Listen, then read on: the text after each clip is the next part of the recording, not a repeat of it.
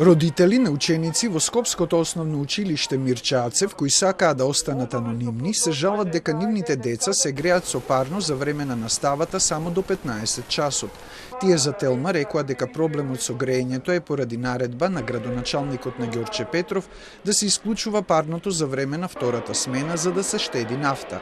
Според нив, од општината преку Советот на родители до сите родители и старатели на 720 ученици била испратена анкета за да се изјаснат дали сакаат нивните деца да се греат на парно и после 15 часот, зашто требало потписи од 60% од родителите.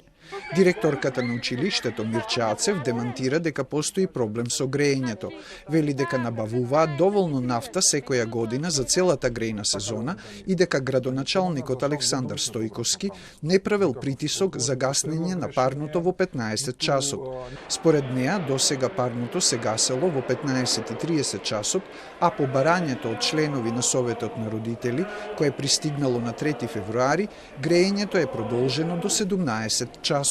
Во 6:30 Ванче го уклучува парното греење и хаусмајсторот Зоран Тодоровски во 17 часот го исклучува. А претходно како функционирало со тоа што во 3:30 секогаш се исклучува парното греење. Така да имаме поставено и термометри во училниците, ја мериме температурата.